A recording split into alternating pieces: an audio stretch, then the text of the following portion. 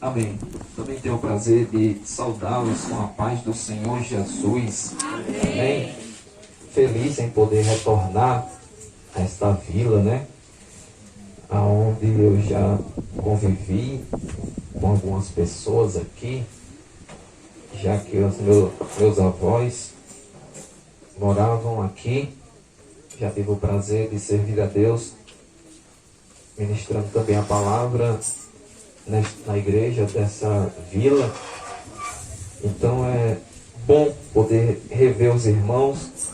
Quero agradecer ao pastor da igreja, né? Nosso pastor Tomilson, não é isso? Muito obrigado pela honra de poder ministrar a palavra do Senhor, e aos anfitrião, né? Nosso irmão Adonias, a nossa irmã Vilani. Que Deus abençoe a vida desse casal e multiplique essa data para a glória do nome de Deus. João, capítulo de número 8, a partir do versículo de número 1.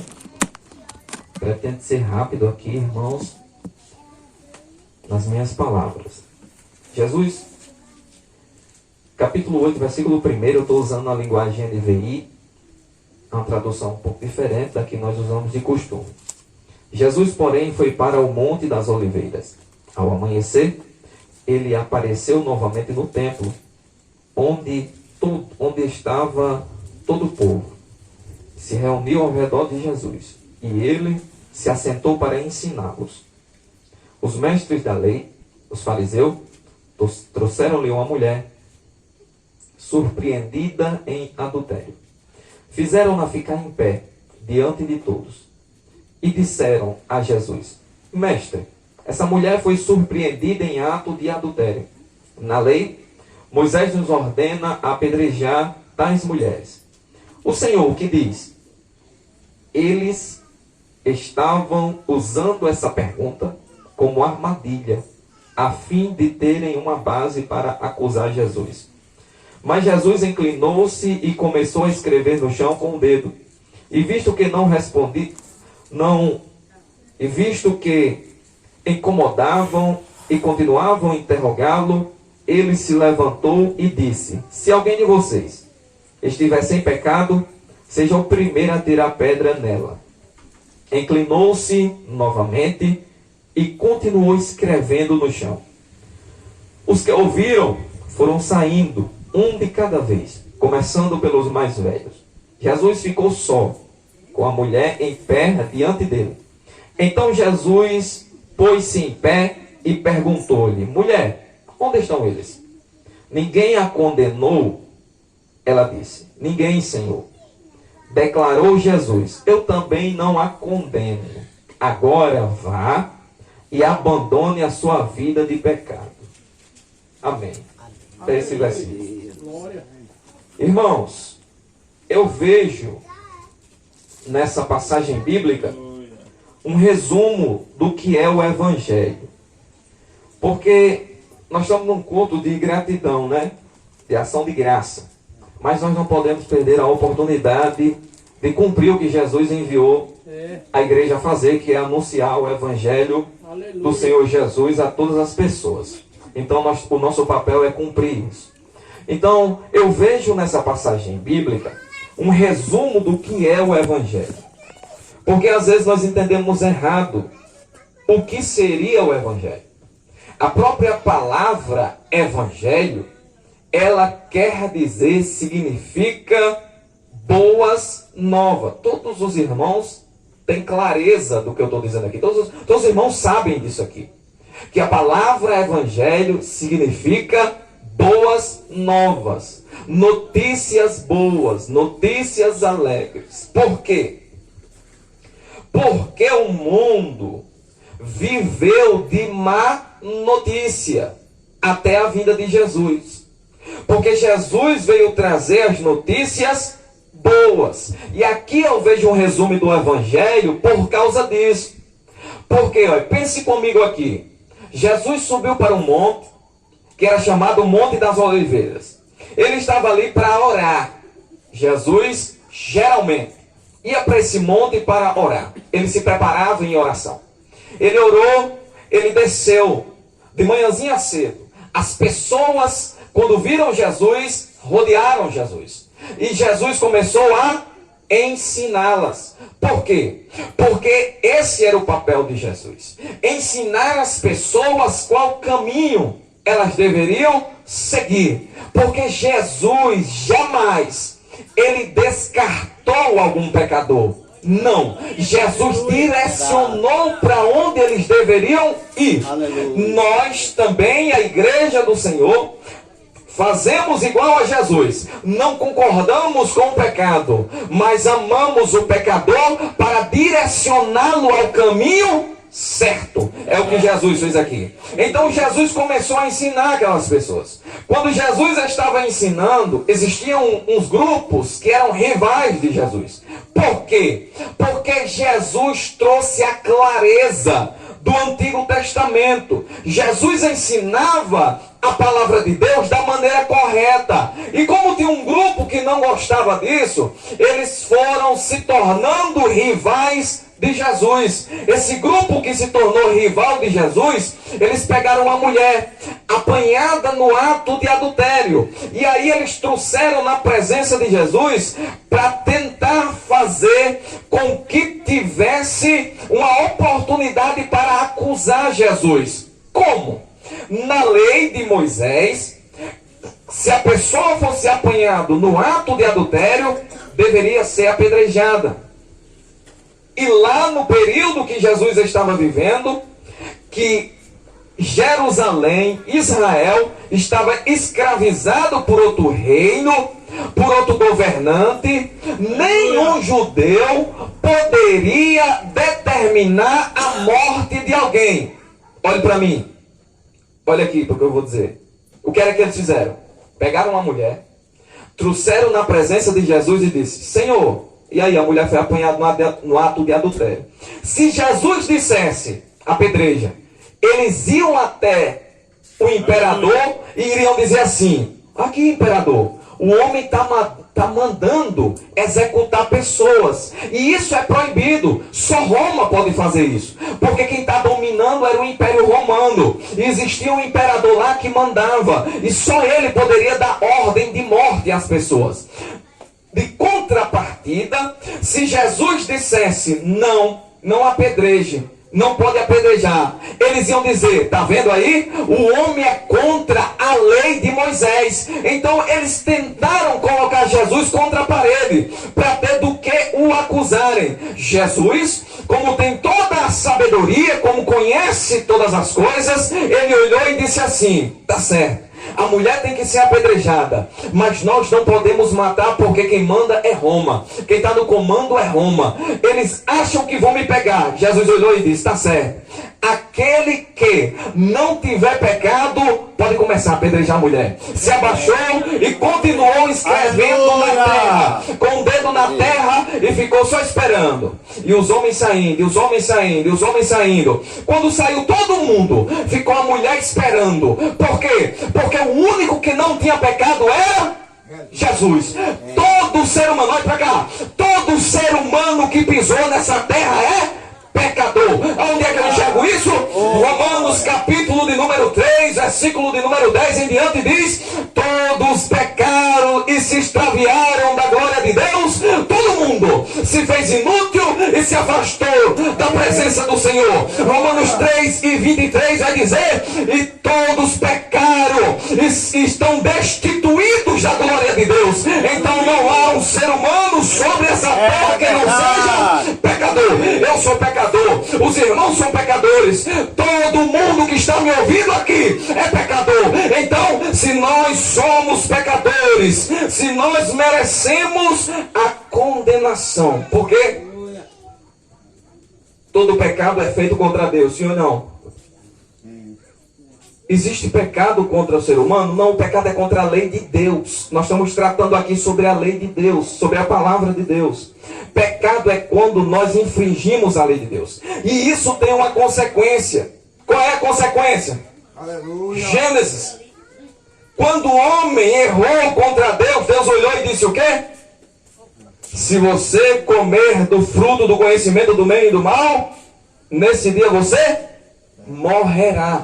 Porque o pecado é a causa da morte. Nós só morremos por causa do pecado. Quando eu olhei e disse que essa passagem é um resumo do Evangelho, é por causa disso. Olha para cá. A mulher infringiu a lei de Deus. Qual era a consequência? Morte. Ela tinha que morrer, porque ela infringiu a lei de Deus. Assim também é todos nós aqui, queridos. Nós infringimos a lei de Deus e nós merecemos a morte. Agora, deixa eu lhe dizer, a morte, ela não é só um corpo sem um espírito no chão. A morte, entenda isso aqui. Isso aqui é para você levar para a sua vida. A morte é uma separação. Separação de quê? Quando Adão pecou, o seu corpo não caiu naquele dia, mas ele foi separado de Deus. Ser separado de Deus, nós chamamos de morte espiritual. O homem está distanciado de Deus, porque Deus é santo. O homem impuro, pecador, se tornou distante. Olha aqui para mim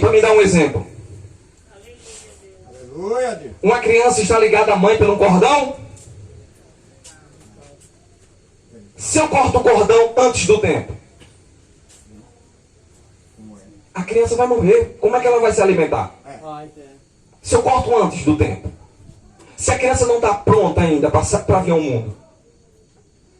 Adão tinha a vida direta de Deus. Era como um cordão umbilical que vinha de Deus. Adão tinha a vida direta de Deus. Por que que nós tememos a morte? Porque nós não fomos criados para morrer. Nós, seres humanos, não fomos criados para morrer. Nós fomos criados para viver. Só que nós, por causa do meu pecado, eu tenho um destino agora, a morte.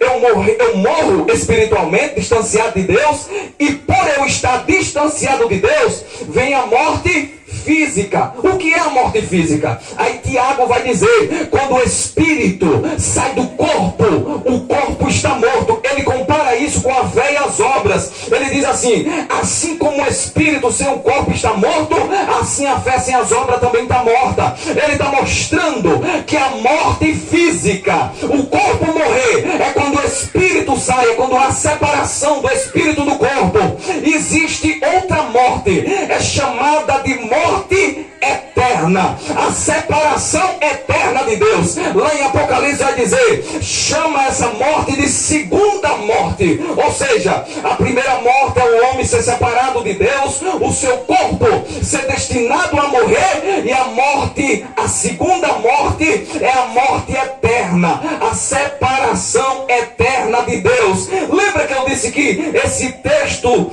do capítulo 8 de João é um resumo do Evangelho? Por quê? Porque até agora eu só trouxe o quê?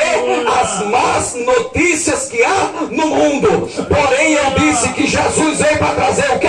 O Evangelho, que é as boas notícias que vem ao mundo. Nós merecíamos morrer, nós merecíamos ser condenados, nós merecíamos ser separados de Deus eternamente. Aí o que é que vem na nossa cabeça? Vamos comprar a salvação. Comprar como? Tentar de alguma forma. Vamos colocar o nosso joelho em caroço de milho, em caroço de feijão. Vamos subir a Serra do Lima. Vamos colocar um pedaço de madeira nas nossas costas. Andar quilômetros para ver se limpamos o nosso pecado. Isso aí é querer limpar o pecado com a nossa ação, com a nossa obra. Aí Paulo escreveu aos Efésios, capítulo de número 2, versículo de número 8, dizendo, pela graça vocês são salvos, e isso não vem de vós, é um dom de Deus, não vem das obras, para que ninguém se glorie diante de Deus. A salvação não vem do homem, a salvação parte de Deus. É verdade. Grande Deus.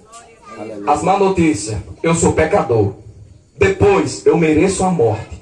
Depois as minhas obras não vão me salvar. Agora aparece quem? Jesus. É verdade. Aparece Jesus. A mulher estava diante de Jesus. Merecia a morte. Aí Jesus igualou todo mundo, dizendo, tá certo, se vocês não tiverem pecado, pode atirar a pedra. Eles viram que estava todo mundo igual. Nós estamos no mesmo barco, precisando do mesmo Salvador. Aí Jesus mostrou a boa notícia. Qual é a boa notícia? Pela graça nós somos salvos. O que é graça? Graça é um favor imerecido. Ou seja, é algo que eu não mereço. É algo que eu não posso comprar. É algo que o dinheiro não pode comprar. É algo que qualquer ação que eu faça não vai me dar o direito de adquiri-lo. Porque é de graça. É um favor. E qual é esse favor? O favor é João capítulo de número 1, versículo de número 14. E o verbo e a palavra se fez carne e habitou entre nós, e nós vimos a sua glória como a glória do unigênito do Pai. Isso é graça. O que é que eu estou dizendo? O homem não poderia se salvar. O que é que Deus fez? Deus se torna homem na pessoa de Jesus de Nazaré. Anda, caminha no nosso meio, no meio dos israelitas, como um ser humano comum, para nos mostrar qual é o caminho. E qual é o caminho? João capítulo de número 14, versículo de número 6. Jesus olhou e disse: eu sou o caminho, eu sou a verdade, eu sou a vida. Lembra que eu disse que o homem iria para a morte? Quem é a vida? A vida é Jesus de Nazaré. João capítulo de número 3, versículo de número 16. Mas Deus amou as pessoas, Deus amou o mundo, Deus amou o mundo de uma tal maneira que entregou o seu Filho unigênito. Para quê? Para que todo aquele que nele crê não morra, mas tenha a vida eterna. O Evangelho garante vida e vida eterna. Se existe morte eterna, que é a separação eterna de Deus, existe vida e vida eterna, que é a união eterna com Deus. Quem é que pode ser o mediador? O mediador é Jesus de Nazaré, porque Paulo disse: só existe um mediador entre Deus e os homens, Jesus Cristo, homem. O mediador é Jesus de Nazaré, porque só Ele pode ser o nosso Glória a Jesus. Glória a Deus. Grande Deus. O que é o Evangelho? Jesus se entregando pelos nossos pecados. Eu não poderia pagar os meus pecados. Nenhum de nós podemos pagar. Nenhum de vocês podem pagar. Eu não posso pagar. Mas aí Jesus se torna ser humano. Passa pelo que ele passou. Getsemane, Jesus sua sangue. Vai ser julgado pelos judeus. Vai ser julgado por Pilatos. Vai ser julgado por Herodes. Volta para ser julgado por Pilatos. Vai ser açoitado com um chicote chamado azorrague, que quase dilacerou o corpo do Senhor Jesus. Algumas pessoas dizem que viam os órgãos internos de Jesus depois que ele passou pelo chicoteamento do azorrague. Depois, coroa de espinho na cabeça. Não era qualquer espinho, eram espinhos penetrantes, grandes, que penetraram o couro cabeludo do Senhor Jesus. Depois de tudo isso, aí vai passar por um momento de zombaria, e vão zombar do Senhor Jesus, e leva para ser crucificado. E mesmo diante de tudo isso aí, ele lá na cruz, pendurado, um homem arrependido, que a Bíblia diz malfeitor, um malfeitor arrependido, olha para ele e diz: Senhor, lembra-te de mim quando entrares no teu reino. Jesus mesmo, diante de tudo isso, ele olhou e disse: hoje mesmo você vai estar comigo no paraíso. Por quê? Porque isso é evangelho, isso é graça de Deus. Nenhum momento ele fez obra, ele só acreditou que Jesus era o Salvador, e aí disse: Senhor, lembra-te de mim quando entrares no teu reino. Jesus disse: é hoje. Você vai estar comigo no paraíso. Eu lhe pergunto, qual foi a obra do malfeitor? Se não deu tempo, se ele estava na cruz pendurado. Só deu tempo ele crer, porque a salvação vem pela fé. Agora tem uma questão: Por que é que essa palavra resume o Evangelho? João capítulo 8. Porque fala de morte. Porque fala de condenação. Porque fala de perdão. Porque fala de arrependimento. Jesus olhou para a mulher e deixou ela sem dizer nada, à deriva? Não. Jesus direcionou a mulher para onde ela deveria ir. Jesus olhou para a mulher e disse: eu também não te condeno. Por quê? Porque Jesus não tinha vindo para condenar, Jesus tinha vindo para salvar. Pode ler lá João capítulo de número 3, versículo 17 em diante. Não vim para condenar o mundo, eu vim para que o mundo fosse salvo por mim. Mas as pessoas não querem vir para luz. Jesus olhou para a mulher e disse: mulher, nem eu te condeno. Só que tem um detalhe: vá e abandone a sua vida de pecado. Jesus estava dizendo: eu trouxe a salvação, eu pago os seus pecados, eu derramo a graça sobre a sua vida. Só tem um detalhe: você precisa daqui para frente se arrepender da vida que você vem levando e tomar rumo, andar com outra vida. Por quê? Porque eu trouxe a graça para esse mundo, eu trouxe salvação para esse mundo, mas eu trouxe transformação de vida também. Há um ser chamado Espírito Santo de Deus, que quando o ser humano se arrepende, ele passa a habitar na vida dessa pessoa e essa pessoa é mudada. O Evangelho fala de transformação. João capítulo de número 3, Jesus falando a Nicodemos, olhou para ele e disse: se você não nascer de novo, e a palavra nascer de novo ali e se você não nascer do alto, porque Nicodemos pensava: como eu posso nascer de novo da minha mãe? Jesus disse: não, você tem que nascer de cima, tem que nascer do alto, tem que nascer daquele que desceu do céu, mudando a história da vida, para que você tenha vida e vida plena na pessoa de Jesus de Nazaré. Aleluia. Eu quero terminar dizendo a você: o Evangelho é para todo mundo. Paulo escrevendo a Tito, capítulo de número 2, versículo de número 11, se eu não estou enganado, diz assim: porque a graça de Deus se manifestou salvadora a todos os homens, ensinando-nos que se vivermos nesse presente tempo de maneira sóbria, justa e piamente. O que era que Paulo estava dizendo? Paulo está dizendo: olha, a graça de Deus se manifestou. E não se manifestou só a nós. Ela se manifestou salvadora a todos os homens que há na terra. Só que tem um detalhe: tem que viver nesse presente século de maneira sóbria, de maneira justa. Ou seja, tem que ter uma transformação na vida. Se não tiver, não é Evangelho. Eu aqui agradeço a minha oportunidade. Aleluia. Glória a Deus.